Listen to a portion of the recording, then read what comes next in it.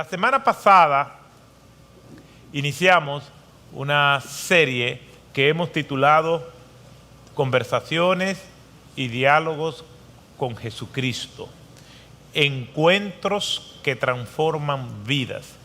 Y esto es a partir de las narrativas que encontramos en los evangelios. Y esto es pues recrear y ver a la luz de lo que es la narrativa bíblica, la relevancia y la significación que tuvieron esos encuentros, tanto desde el punto de vista del propósito de nuestro Señor Jesucristo, como también de lo que fueron beneficiados con esos encuentros. Así que hoy vamos a seguir con la parte introductoria y a partir del domingo que viene estaremos viendo el primero de esos encuentros. Así que les pido que por favor vayamos a la Escritura, al libro de Juan, capítulo 20, y vamos a estar leyendo como introducción los versículos 30 y 31. Juan capítulo 20, y vamos a estar leyendo los versículos 30 y 31 de Juan capítulo 20. Y dice la Escritura de la siguiente manera: y muchas otras señales hizo también Jesús en presencia de sus discípulos, que no están escritas en este libro. Pero estas, es decir, las que han sido escritas, se han escrito para que creáis que Jesús es el Cristo, el Hijo de Dios, y para que al creer tengáis vida en su nombre. El Señor añada bendición a su palabra. Lo primero que quiero comentar es que los evangelios no son biografías de nuestro Señor Jesucristo, ni es tampoco una narrativa exhaustiva, es decir, pormenorizada, es decir, no es detallista de todas las cosas que nuestro Señor Jesucristo hizo, es más bien una narrativa selectiva en vez de ser exhaustiva. Y donde nosotros vemos estos encuentros, acciones y discursos de nuestro Señor con un propósito. Lo que nos dice Juan aquí: han sido escritas para que creáis que Jesucristo es el Hijo de Dios. Y eso es que algo que Juan reconoce, y lo dice en ese versículo 30. Jesús hizo muchas cosas que no están registradas, que no están escritas ni en el evangelio que lleva su nombre, ni en los demás evangelios. Pero estas que han sido escritas son las que nosotros necesitamos. Alguien dirá, bueno, entonces eso confirma el hecho de que hay algunos escritos que dicen que nuestro Señor Jesucristo estuvo en la India entre los 12 años y los 30 años aprendiendo pues de esos maestros hindúes. No, eso no lo dice la Biblia, ni eso sucedió tampoco. Jesús no trascendió los 200 kilómetros de todo el territorio que nosotros conocemos hoy como Tierra Santa. Jesús visitó muchos lugares, pero no encontramos data de eso porque sus enseñanzas no son del Oriente lejano ni del Mediano Oriente. Sus enseñanzas son las que él trajo basadas en las revelaciones que nosotros encontramos en el Antiguo Testamento. Entonces, estos evangelios son selectivos y tienen el propósito de que sus lectores crean las verdades que en él están escritas, que se pueden resumir en dos fundamentalmente. La número uno, que Jesucristo es el libertador, el Mesías prometido en el Antiguo Testamento, de que en Cristo están todas las promesas cumplidas. Ese fue uno de los puntos de discordia entre el oficialismo religioso judío y los discípulos, y también con nuestro Señor Jesucristo, que Él era el Mesías prometido. Obviamente ellos tenían unas expectativas de un Mesías político, militar, dadas las condiciones políticas en las que ellos se encontraban, y tenían el anhelo de venir y liberarlo de toda opresión que durante tantos años ellos habían vivido. Lo segundo, que es el propósito de los evangelios, es enseñarnos que Jesucristo no solamente es el Mesías prometido, sino que Jesucristo es el Hijo de Dios y que es Dios hecho carne, como Juan introduce en su evangelio en Juan capítulo 1. En el principio era el Verbo, y el Verbo era con Dios, y el Verbo era Dios. Y aquel Verbo se hizo carne y habitó entre nosotros, y vimos su gloria, gloria como la del unigénito Hijo del Padre, lleno de gracia y de bondad. Entonces Jesús no es simplemente un gran revolucionario, no es simplemente un sabio, un gran profeta, no, Jesús es Dios hecho carne, y nosotros lo vemos en los evangelios. La semana pasada estuvimos estudiando que hay eventos y situaciones que nos marcan como seres humanos. Incluso les motivaba a que pensaran qué evento, situación, libro, momento marcó su vida, así como yo he vivido situaciones parecidas que han marcado mi vida. Y hacíamos esas preguntas porque es importante nosotros detectar qué nos ha marcado para bien o para mal. Podría identificar esos eventos o situaciones. ¿Qué personas Dios ha puesto en tu vida para ayudarte, para bendecirte, para prosperar tu vida? ¿O qué persona se te tropezó en tu vida, se puso en tu camino para desgraciarte la vida y tienes que pasar la página? Lo cierto es que estamos en eventos y situaciones. Incluso alguien dirá, ¿y para qué recordar a esas personas que me hicieron daño, que me dañaron, que me influenciaron?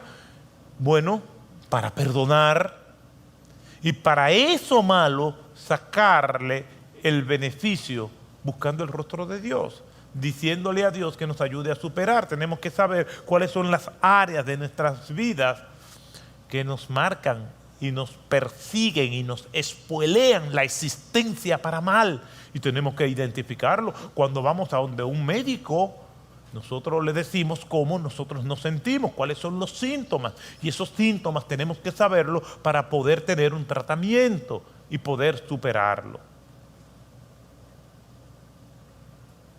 Estas historias son una audiencia con el Rey de Reyes, nuestro Señor Jesucristo. No son simplemente conversaciones, son enseñanzas de vida esenciales para nosotros poder cumplir con el propósito por el cual estamos. Estas historias se complementan entre sí, se solapan, nos vemos representados en cada uno de los personajes, hombres y mujeres que aquí están. Validan nuestras vidas, descartan cosas que nosotros debemos descartar y dan apertura a cosas que nosotros debemos asumir. Estas historias se complementan porque representan la vida del drama humano, del teatro de la historia, del viaje que todos nosotros estamos transitando. Validan nuestras luchas, las caídas, las derrotas, las lágrimas y las noches más oscuras, pero también muestran los triunfos, los cumpleaños, las risas, la serenidad, la paz y la calma. Estos encuentros y conversaciones con Jesucristo plasman la historia de cada uno de nosotros.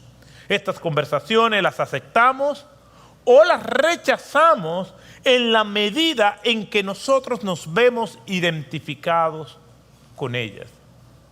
Un teórico musical, específicamente un experto en el área de la ópera, Ramón Gernert, el español, dice lo siguiente, y lo cito, que las canciones o historias que más nos gustan son aquellas que hablan no del compositor, sino de nosotros.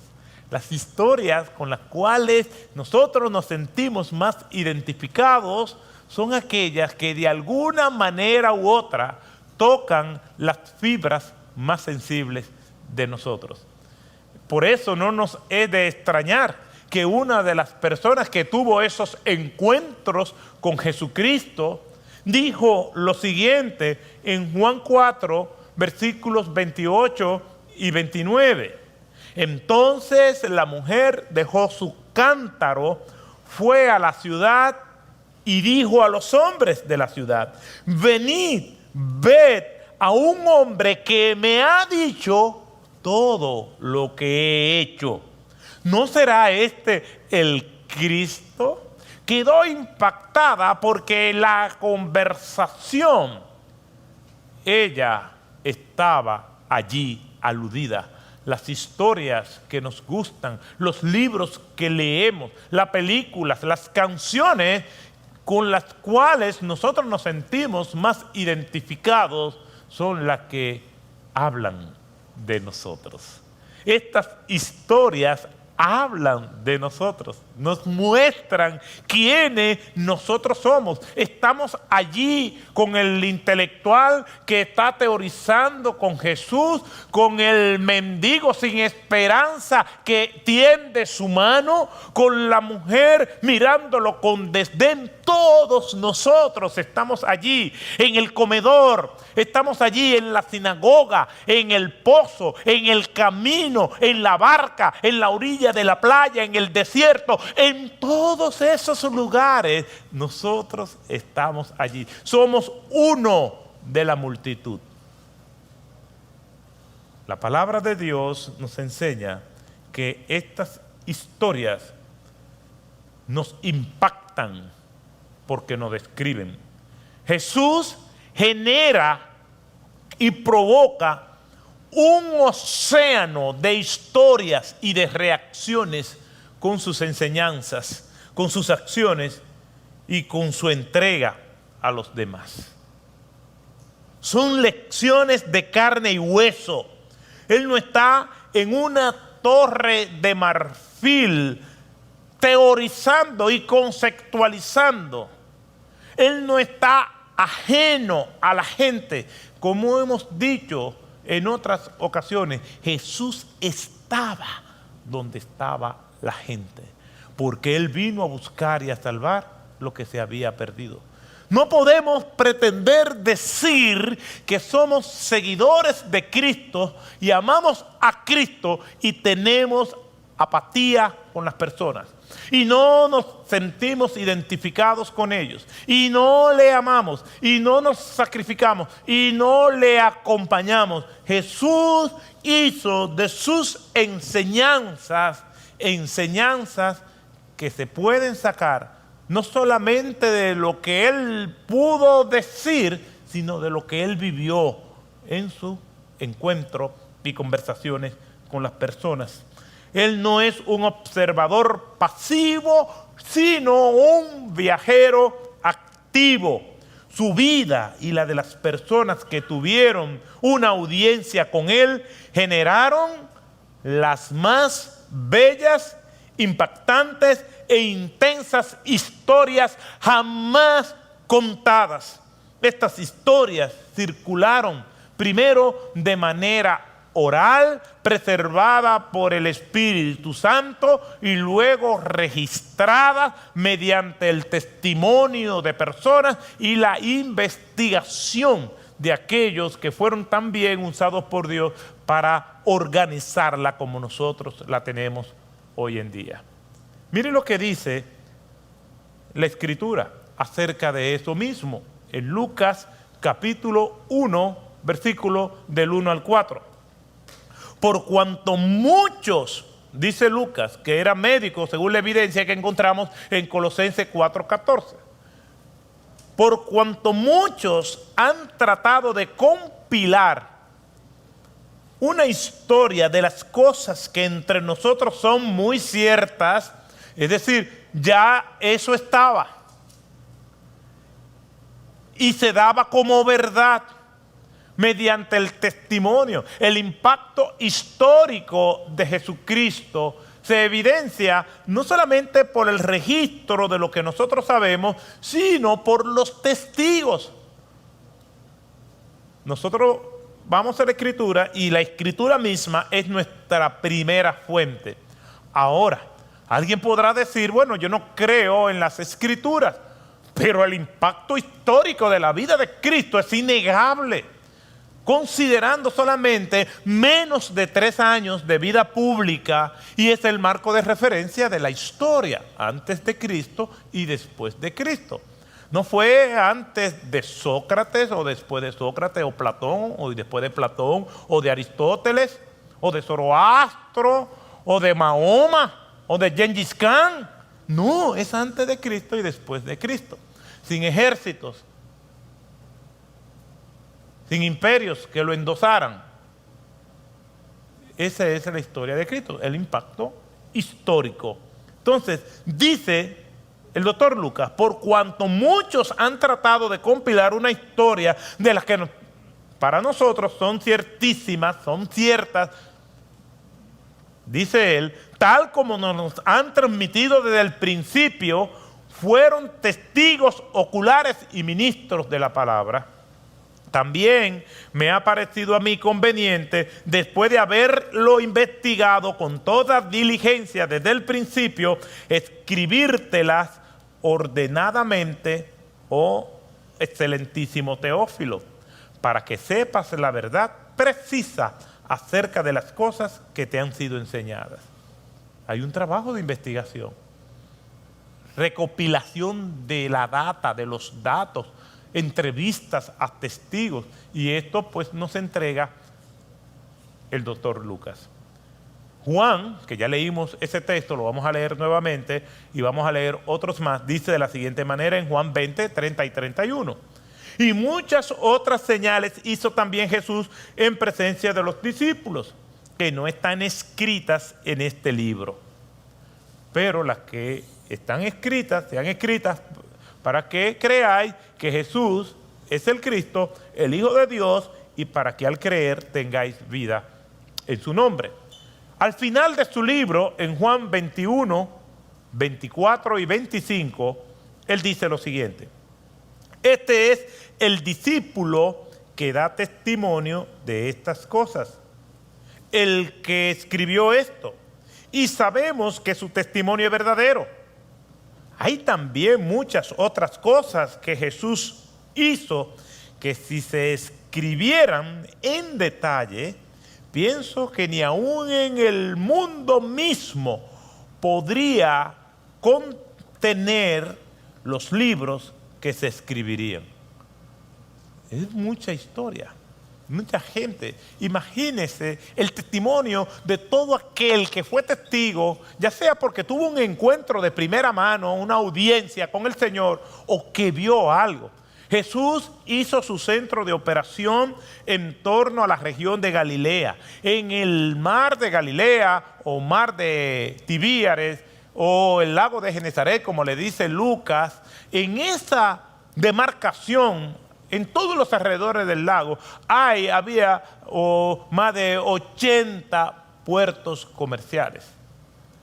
No eran puertos como nosotros los conocemos hoy en día, pero eran embarcaderos donde la gente hacía sus transacciones. Era un sitio de trasiego de mucha gente, y es precisamente ese punto que Jesús lo recorrió muchísimas veces. Que Capernaum, que Magdala, que todas esas demarcaciones que estaban por ahí, precisamente de una manera táctica, impactando todo. Dice Juan, algunos señalan que es apelando obviamente a una hipérbole, que en el mundo no habría libros suficientes para escribir todo lo que los testigos dicen. Personas de distintos lugares veían constantemente a Jesús obrar, a Jesús hacer, a Jesús decir, a Jesús demostrar, a Jesús reaccionar. Y esa gente solamente lo veían un día, horas, y se iban ya impactados por esto. Y a sus regiones se llevaban este impacto. Eso es lo que dice Lucas. Investigó, preguntó y nos deja ese evangelio tan exquisito. Cuando leemos estas historias, somos inquietados por los personajes de la misma manera que ellos actuaron. Nosotros leemos de estas historias y somos inquietados también por las reacciones de ellos. Tenemos las mismas cargas y las mismas preguntas. Cuando leemos acerca de las afirmaciones de Nicodemo acerca de nuestro Señor Jesucristo. Juan capítulo 3, verso 2. Nicodemo vino a Jesús de noche y le dijo: Rabí, que significa maestro, sabemos que has venido de Dios como maestro, porque nadie puede hacer las señales que tú haces si Dios no está con él. Hay muchas personas que no son creyentes y están inquietados también por la identidad de Cristo. Se preguntan y afirman lo mismo: no, Jesucristo es el Señor. De que no lo sigan es otra cosa, pero no solamente esta era una afirmación de Nicodemo, sino también de muchos como él, porque él dice: sabemos que vienes de Dios. Somos representados en Nicodemo en inquietudes que tenemos acerca de la identidad de Cristo. No podemos dejar de sorprendernos al ver estas narrativas del valor y reconocimiento que Jesús le da, por ejemplo, a la mujer. Miren lo que dice Juan capítulo 4, versículo 7. Una mujer de Samaria vino a sacar agua y Jesús le dijo a ella: dame de beber. De por sí llamaba ya la atención de que un judío estuviera en territorio samaritano. Ya eso de por sí era escandaloso, y como nuestro Señor Jesucristo estaba pulverizando, destrozando y pisoteando todo prejuicio cultural y racial. Y está en un lugar público y le dice a esa mujer samaritana, y la narración dice: judíos y samaritanos no se trataban entre sí, y Jesús, desafiando esos prejuicios, le dice a ella: dame de beber. O mujeres que estaban en el ministerio de nuestro Señor Jesucristo. Lucas capítulo 8, versículos 2 y 3. Y también algunas mujeres que habían sido sanadas de espíritus malos y de enfermedades le seguían. María, llamada Magdalena, de la que habían salido 7 demonios. Y Juana, mujer de Chuza, mayordomo de Herodes. Y Susana, esposa de Otto, y muchas otras de sus bienes personales contribuían al sostenimiento de ellos. Estas historias están ahí. Antes de que algunos grupos comenzaran a hablar de inclusividad, ya nosotros vemos esa inclusión en el ministerio de nuestro Señor Jesucristo, que tiene un acento mucho más dramático todavía, puesto que era una cultura patriarcal. Y este es el impacto de Cristo, y cuando nosotros leemos estas historias, vemos en estas citas divinas personas de todas clases, sin importar su sexo, sin importar su nacionalidad, siendo alcanzada por nuestro Señor Jesucristo.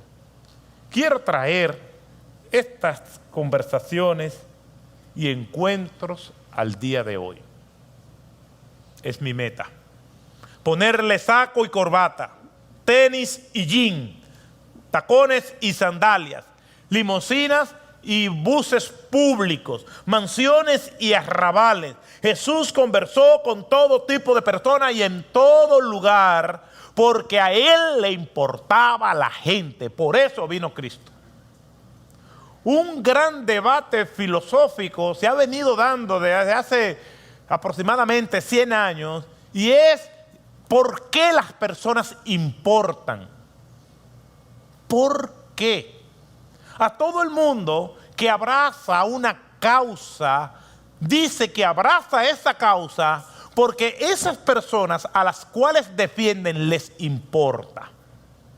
El socialista tiene y construye toda su ideología por la gente, dice por las personas, porque a ellos les importan.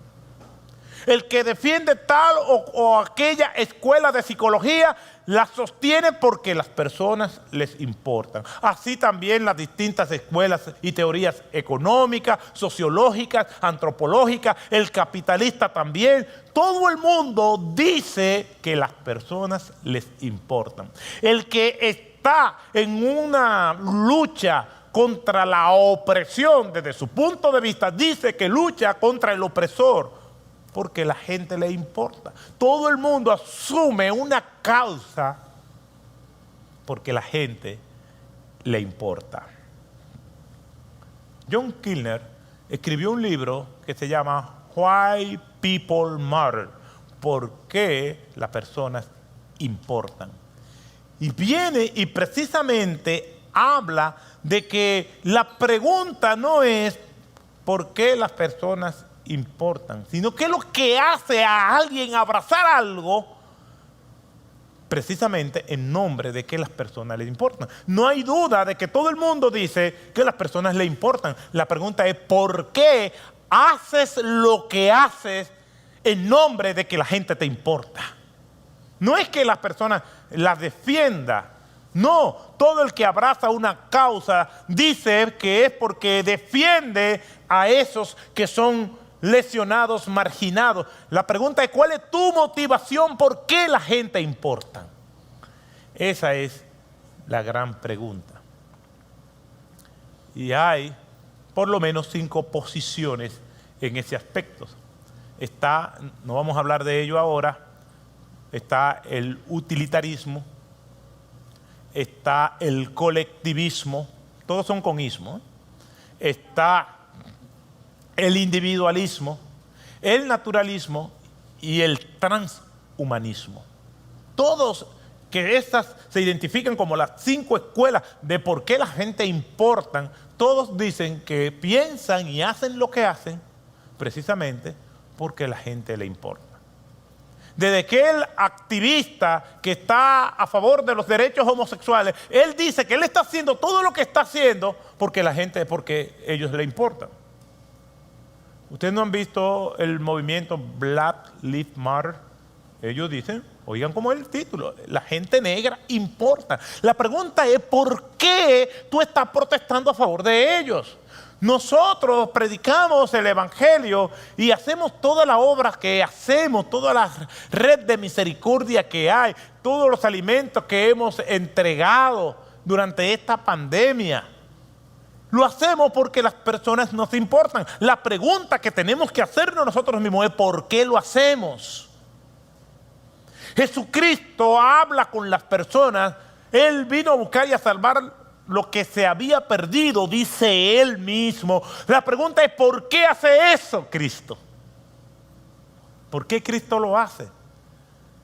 Esa es la gran pregunta y la respuesta está en las mismas escrituras.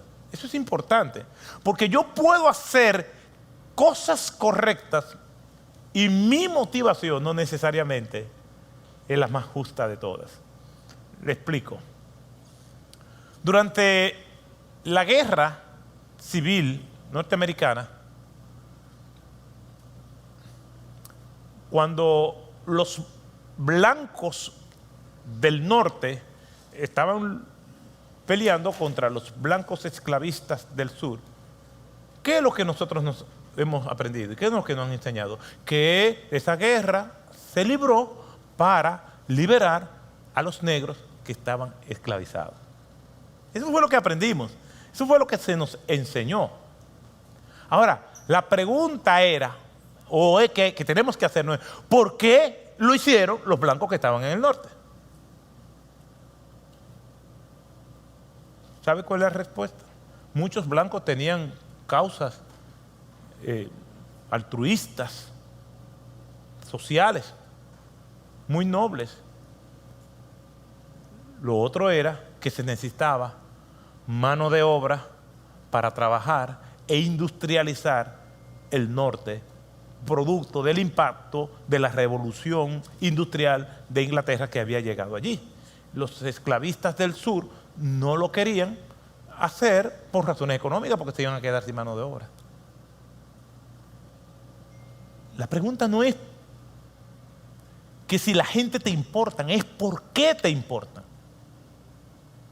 Las razones no era amor, las razones eran económicas.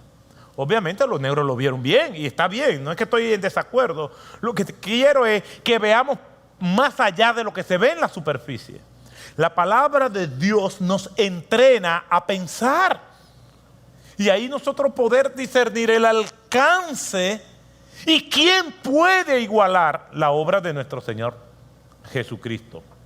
En el caso de Cristo, su interés reside en una sola palabra, y ustedes la saben: amor.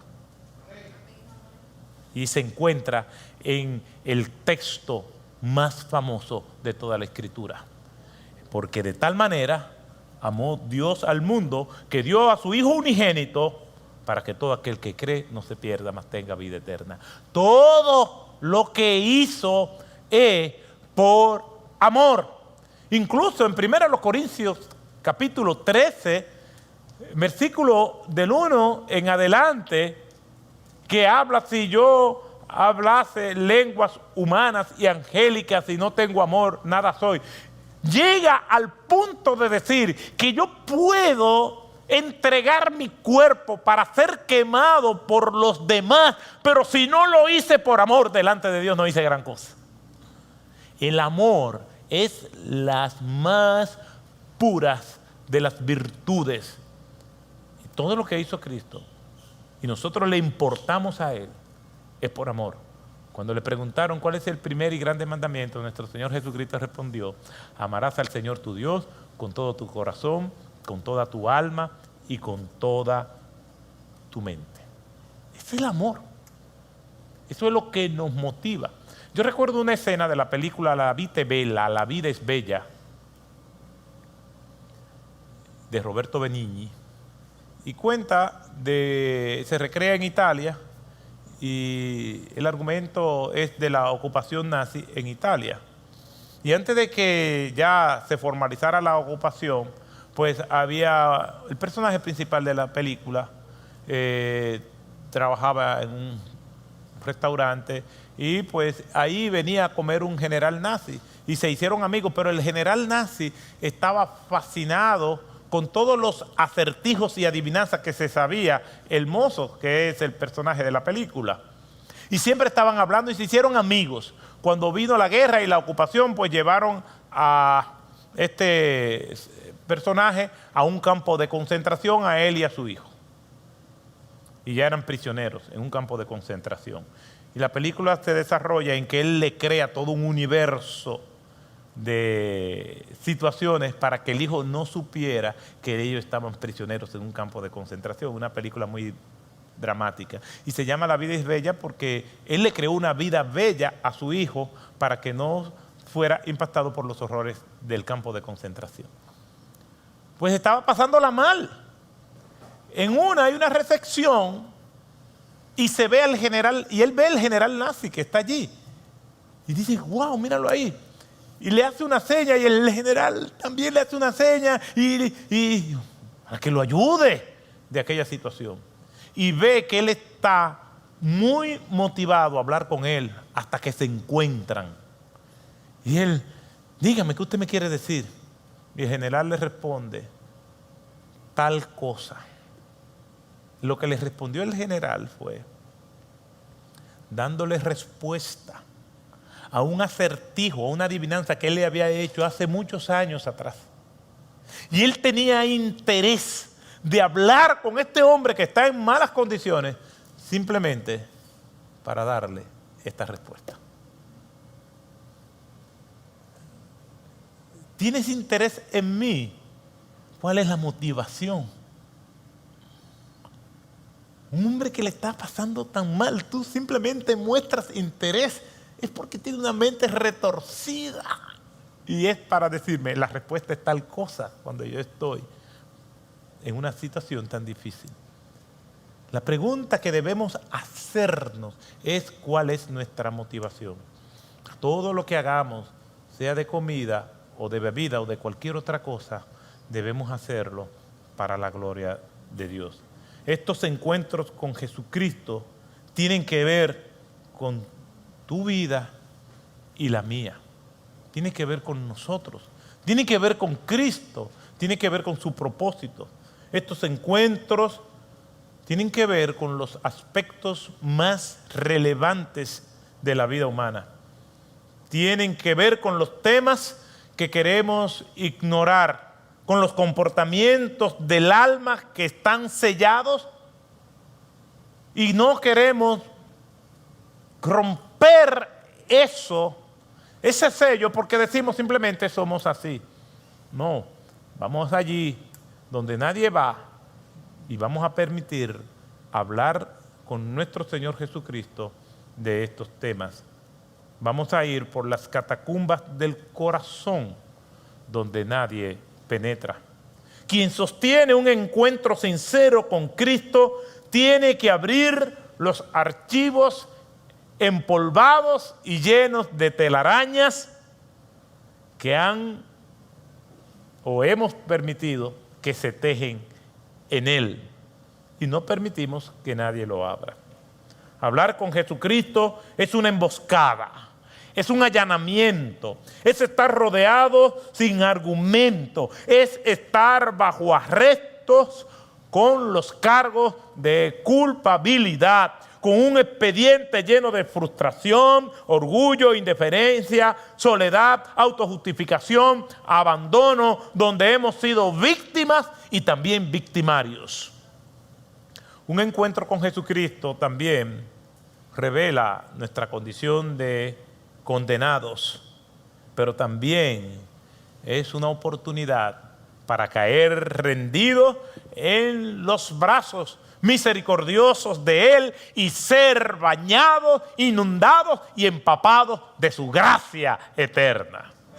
Debemos prestar atención a estas conversaciones con Jesucristo y las historias que estaremos viendo porque nos recuerdan quiénes somos, nos recuerdan lo que hemos hecho, nos recuerdan también celebrar la liberación que en Él hay. Las historias que estaremos viendo son fundamentales, por lo menos por 3 razones, y las cito. La primera, porque al menos Jesucristo es el centro de la historia. Puede quitarle lo que tú quieras, pero eso no se lo puede quitar. Cristo es el personaje central de la historia de la humanidad. Al menos una gran proporción de la raza humana sigue dividiendo la historia en antes de Cristo y después de Cristo. En el año 2000 la población humana alcanzó los 6.000 millones de personas. De eso, un 28% decía creer en Jesucristo.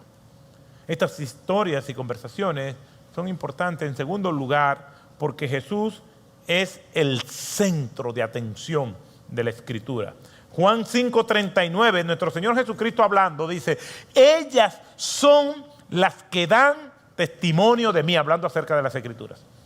Todas las Escrituras orbitan en torno a Cristo. Eruditos del pasado han dicho lo siguiente. Jerónimo, el padre de la iglesia de los siglos 4 y 5, escribe: la ignorancia de las Escrituras es ignorar a Cristo.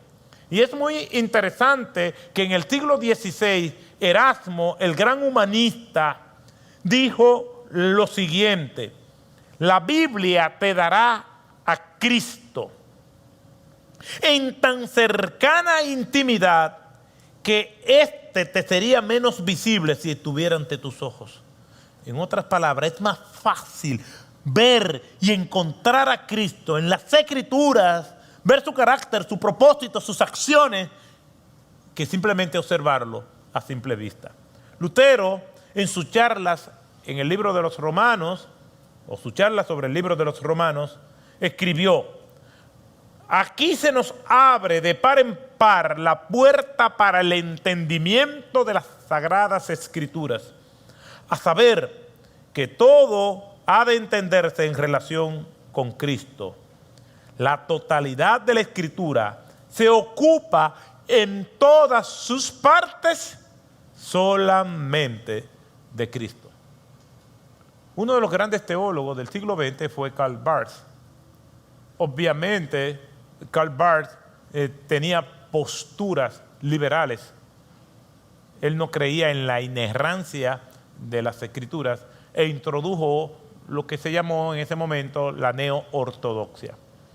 Él hizo una visita única a los Estados Unidos y dio charla en Princeton, también en la Universidad de Chicago. Y cuando en la única rueda de prensa que dio, salió en la portada de la revista Times, le preguntaron que cómo él resumía todo lo que él había escrito, todas sus teorías, todo su pensamiento teológico y filosófico. Él respondió en inglés. Karl Barth era suizo, él vivió en Alemania y después murió en Basilea, Suiza. Y Karl Barth respondió: Jesus loved me, yes I know, the Bible tell me so. Cristo me ama, bien lo sé, la Biblia dice así. Respondió con un corito, ¿recuerdan? Ese corito, Cristo me ama, que lo cantábamos cuando niños. Porque todo tiene que ver con Cristo, todo tiene que ver con Él. Por eso, cuando nosotros leemos la historia de Cristo, estamos leyendo su propósito y por qué Él hizo todo lo que hizo. Simplemente por amor a Dios y por amor a nosotros. En tercer lugar, Jesús es el corazón de la misión.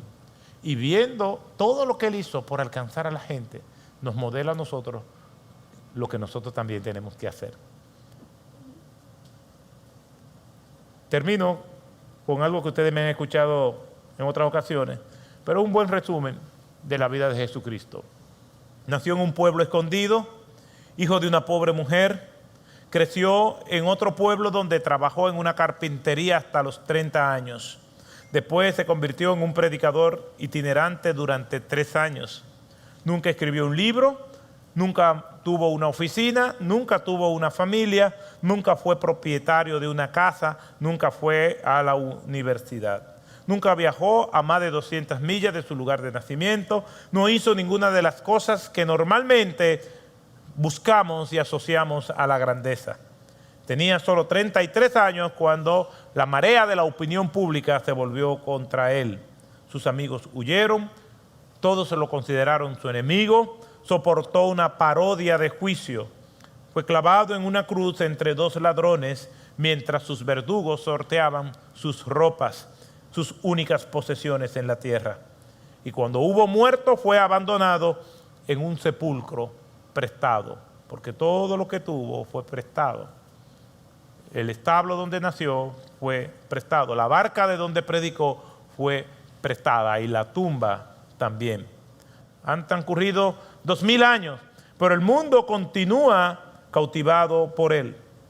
Todos los ejércitos que a lo largo de los siglos han desfilado, todas las fuerzas armadas que a lo largo de los siglos han batallado, todos los parlamentos que han deliberado, todos los reyes que han gobernado, todos juntos no han causado un efecto en la vida del ser humano sobre la tierra como lo ha producido Cristo. De Él se trata las historias que estaremos viendo.